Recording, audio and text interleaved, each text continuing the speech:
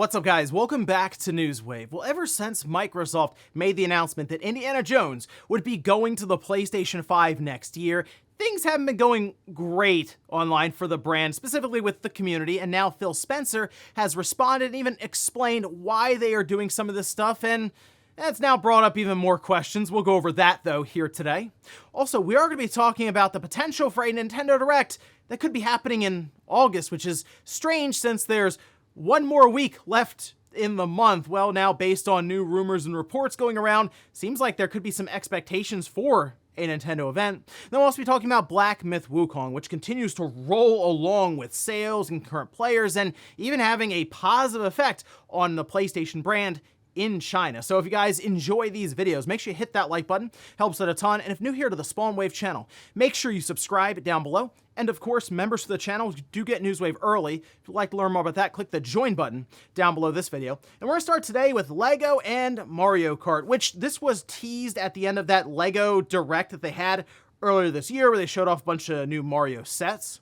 Well, at the end, they made an obvious remark of, oh yeah, Mario Kart is the next thing we're going to be doing. And in fact, they are, as it is coming out now January 1st with 6 different sets. In fact, you can see some of the images here. This is over on IGN, where they'll be ranging in price anywhere from $14.99 up to $79.99. And I mean, they're a whole range of different characters, as you would expect. And the most expensive one at $79.99 is 823 pieces, Baby Peach and Grand Prix. So looks like there's quite a bit going on there for Lego fans in general. Or if you're someone who just collects the Mario Lego sets, there's quite a bit here for what is a very strong IP right now for Nintendo, especially over the last 10 years with Mario Kart 8 Deluxe. It's gone to a whole new level. Makes sense why they would do this collaboration with their current relationship between Lego and Nintendo. But, of course, keep an eye out for this one starting January 1st. I don't really know how that situation is going to go when it comes down to pre-orders and sellouts for the whole Lego thing, but I would at least keep an eye on it if you're looking to pick up any of these sets. Also, we did get release dates and pricing on a range of new Xbox consoles heading into the holidays. And yes, that does include that Xbox Series X all-digital system, as well as the most expensive system at this point Microsoft, I guess, has ever released.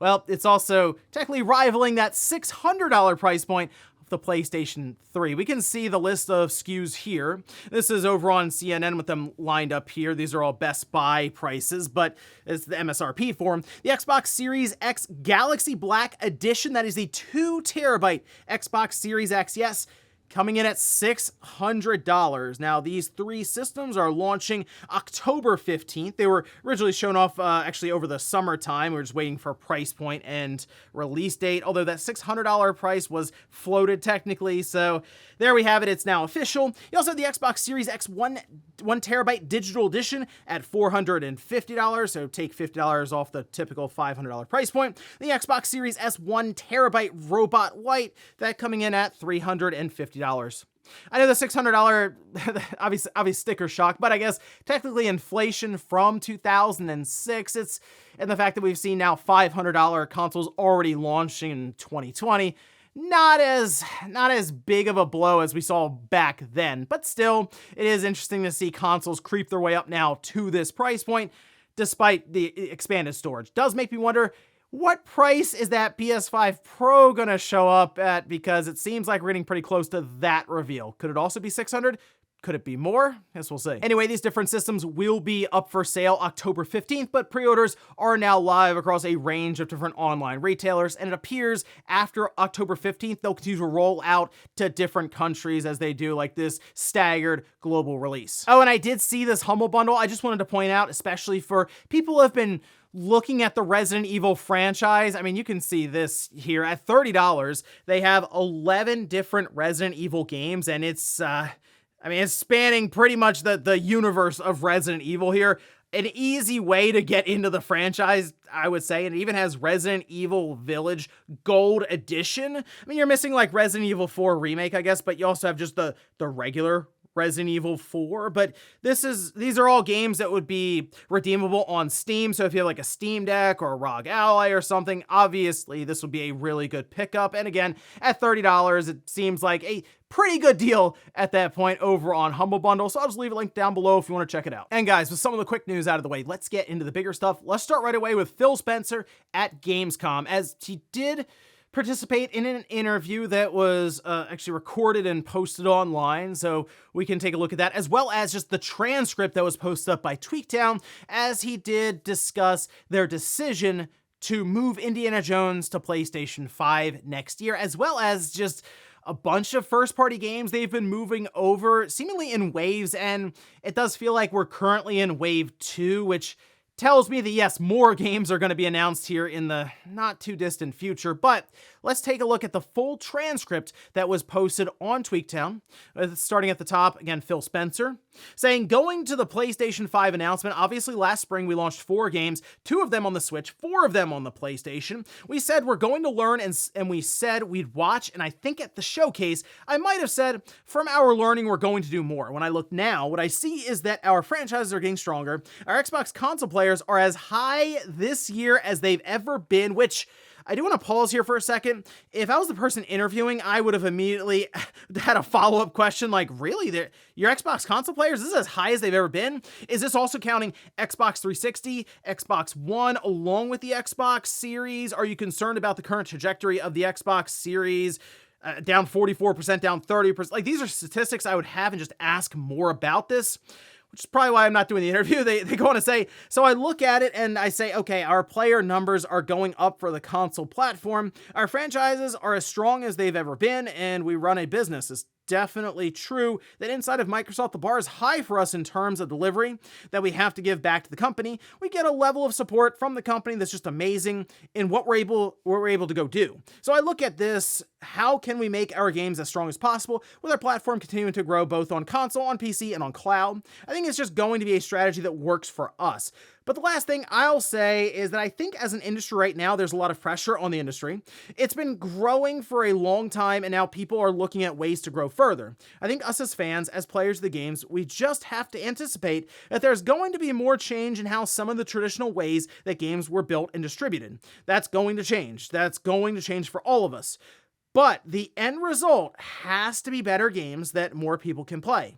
If we're not focused on that, I think we're focused on the wrong thing. So for us as Xbox, the most important things are the health of Xbox, the health of our platform, and the health of our growing games. So while he did say a lot there, really what he ended up coming down to was, yeah, we spent a lot of money making these acquisitions, and we have to start making money now. Like, that has to happen because we've paid out somewhere between 80 and 90 billion dollars, somewhere in there, obviously Activision Blizzard being the biggest purchase and most of the chunk of that money.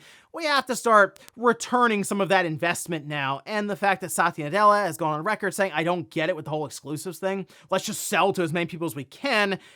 Seems pretty obvious that, yes, he's influencing a lot of these decisions, and at times making Phil look kind of bad with them going from really earlier this year just saying, oh yeah, not Indiana Jones, not Starfield, and now Indiana Jones, and it's like, okay, well yeah, but he's talking about just those 4.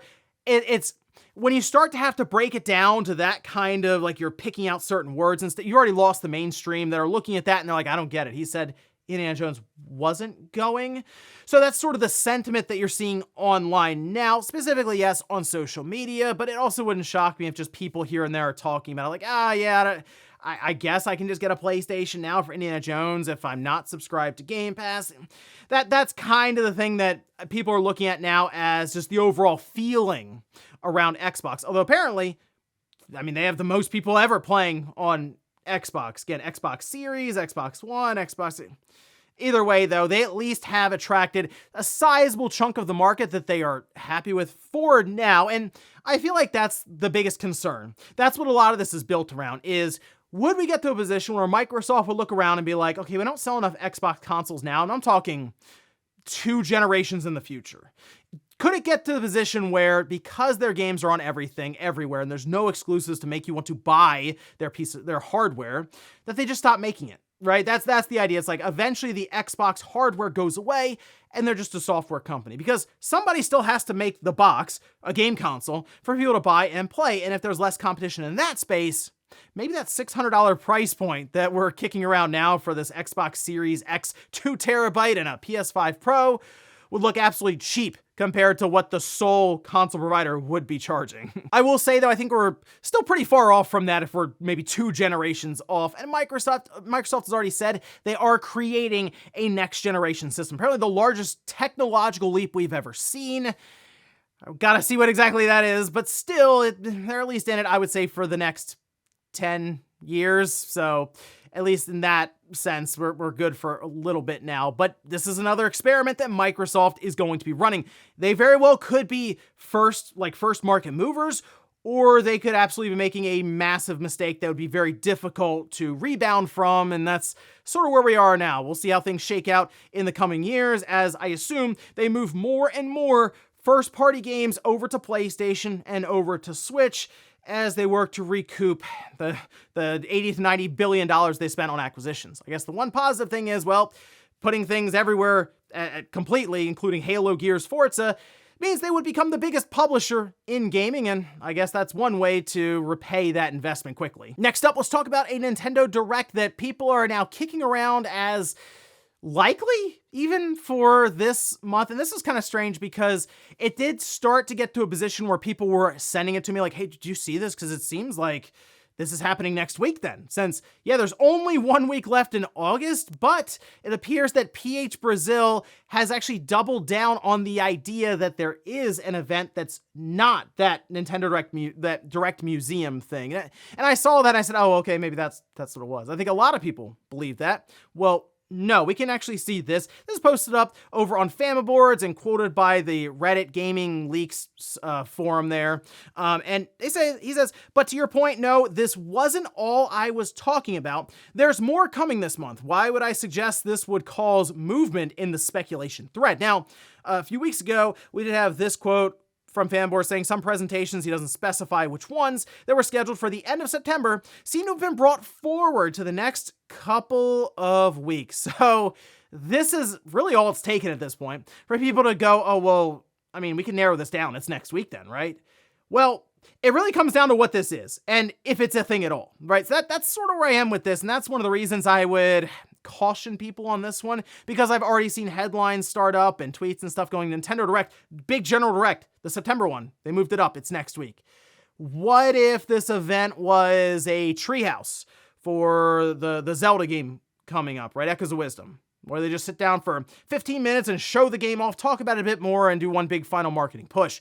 What if it's some weird revision, like how we had that 2DS XL pop-up one night? What if it's that? What if it's some weird Switch revision that will maybe lower the price point somewhat, and they'll be able to then put it out for the holidays and help them get to that 13 or so million Switch systems that they are sticking to for this fiscal year? My point is, it could be a number of things, and I don't really think I would immediately jump to big Nintendo Direct. Some have also jumped to the idea that this is the official reveal for their next gen system.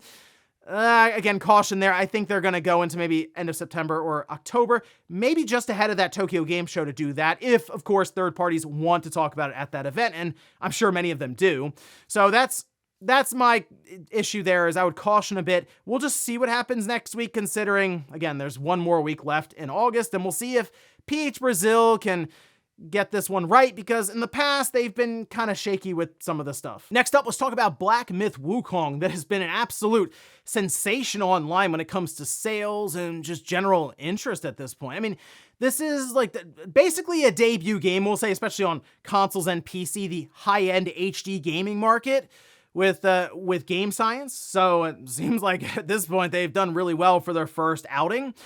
But it also appears that it's having a positive effect on PlayStation in China, which is a market that they have really been working to tap into. Well, we can see this posted up. This is over on Push Square, and they're citing Bloomberg reporting that on Alibaba, PS5 doubled its sales in the week leading up to Black Myth Wukong's launch year over year. Furthermore, the format topped retailer Taob's hot search on launch day, underlying the demonstrable surge in demand. Now, to go a bit further, South China Morning Post, it was interesting because they did get some thoughts from people who were just there, just running, like, you consider mom and pop shops, but not like big box stores, saying it's a big win for Sony. They've had more than a dozen calls to their store that morning when the game came out looking for a PlayStation 5. And in fact, Sony's flagship store in Shanghai's upscale district on Tuesday saw its stock of 6, that's right, 6 freshly delivered PlayStation 5 consoles quickly snapped up as a stream of shoppers helped lift total sales that day above normal levels, according to shop staff. And I know you're thinking it's funny, okay, 6 PlayStation 5s, but obviously that's enough for them to be like, whoa, we just sold 6 PlayStation 5s this morning, and it seems to all be around Black Myth Wukong. Again, it's really, really big in China, and it's obvious when you look at the Steam sale, like the Steam numbers, which we can see, it's very transparent. Concurrent player count, it's rising throughout the morning in China, and then it like levels off in the afternoon, and then it just completely plummets when it's nighttime in China. At times to like 90 or 100,000 current players. Still very good for a brand new game that came out, new IP from Game Science. And then it just ramps right back up when China wakes up. So yes, this game is selling incredibly well, and a lot of that is being held up by China. But it makes sense for a game like this and what, of course, they've created here with Journey to the West. And I'm getting a kick out of this game, by the way. I think I'm like 12 or 13 hours in, and I'm rolling a bit. It's not as difficult as I kind of thought it would be. And to be honest, it's because I spent so much time in Elden Ring, like not long ago, and after I completed Shadow of the Erdtree, I felt like I was ready for anything after that final boss. So that might be part of it here, but still, it's been a very fun game, and I'm gonna keep going with it. I think I'm gonna try to do all the different bosses. There's secret ones I've already found, and it's been a blast. So yeah, I do recommend Black Myth Wukong. If you are a Souls fan, it's not completely like a Souls game, but it has some influence there, and I think it's a game you'd really enjoy. And in our last bit of news, let's talk about the Circana sales report for the month of July. These would be sales for video games in the United States, and it mostly covers physical and digital, although there are some exceptions like with Nintendo, for example. But let's start here with the top selling games, and yeah, right at the top, as expected, by the way, EA Sports College Football 25. I mean, this thing absolutely crushed it. Even I think it was mentioned, it more than tripled the lifetime sales of like NCAA College Football 07, which apparently was like one of the biggest ones. Yeah, College Football 25. Incredibly popular. EA Sports MVP Bundle was right there at number 2. Elden Ring was at 3. Then we have Call of Duty Modern Warfare 3, Minecraft, Nintendo World Championships NES Edition, that is just the physical version of that game, Hogwarts Legacy, MLB The Show 24, EA Sports 24, and then Marvel's Spider-Man 2 rounds out the top 10. Moving over to the hardware, July video game hardware spending grew 12% when compared to a year ago to $326 million. Growth in spending on the PlayStation 5 was up 25% versus year average. And then Xbox Series was up 48%. Wow, hardware was partially offset by a 44% drop in spending on the Switch. As we've mentioned, the Switch is just getting to a point where everyone has it, and it's harder and harder to sell the hardware. Easy seemingly for Nintendo to sell software all day long. It's just how many Switches do you need in your household? Yes, down 44%. Now, the reason why it necessarily wouldn't hurt Nintendo to reveal their next-gen system ahead of the holidays, because what are they really going to be selling during the holiday season if this is the drop-off they're seeing even in July? But still, nonetheless, yes, College Football 25 seems to have surged Xbox and PlayStation sales, as you would expect a new exciting game to do, which is interesting because then I think back to Phil Spencer's comments about if Starfield is a 10 out of 10 or 11 out of 10, it's not going to get people to sell their PlayStation 5 console. The idea isn't to sell the PlayStation 5 console. It's to get them to buy an Xbox. And you see something like College Football, incredibly popular, is doing that. I mean, Xbox heavily benefited, and I feel like the Xbox Series S in particular, especially for like college kids who are looking for, generally, let's be real, when we're back to college, you're looking for the cheapest option, the system that would fall in that category would be an Xbox Series S, especially at times. It was like $250, right? You'd find it on sale. So that makes a ton of sense there. But yeah, college football absolutely dominating the charts in July. And before we go to the comment of the day, we'll take a look at the poll that I posted up yesterday, where I ask, would a $500 launch for Switch 2 be too high of a price? 70% of people just say yes. 30% of people say no. So some comments said, we don't even know what this thing is. How can we really judge this? That is true. But I'm kind of curious how people would just react in general as of now. Okay, if it's $500, is that too much? Because the analyst that was discussing this said, oh yeah, it's going to come out first half next year, no more than $500. That sticker shock was already happening online when seeing that. It's like, Nintendo's going to do a Switch 2, a follow-up to their current system, and it's going to come out at $200 more than that Switch when it launched in 2017. I think it's going to be $400. I can never rule out anything with Nintendo because I'm also thinking there's just one model. What if there's two models? What if there's one that does legitimately have more storage or just extra bells and whistles and they put it out at $500? Nothing's off the table right now with Nintendo because they do weird things. But my gut says it's $400 and it's probably coming out in like April or May if I had to take a guess right now. But I guess we'll find out again as we go over the next couple of months where I expect them to reveal it. And we'll finish up with the comments of the day as you're seeing here. This is from Jordan, who says, you could 100% tell that the Borderlands 4 announcement was strategized with the idea that the Borderlands movie would have taken off and been a huge hit. It's like the reverse problem that Bethesda has where Fallout show was the giant darling and they had no game in the pipeline to ride off that wave. Yeah, that is too bad because if you had flipped them like the roles for the Borderlands movie and Fallout series, it would have been way better for Gearbox and Borderlands 4, but I don't think the movie is going to do any damage at all to the games. People were really excited for Borderlands 4, but would it have been like next level hype if the movie was good and wasn't a colossal failure, it seems, at the box office?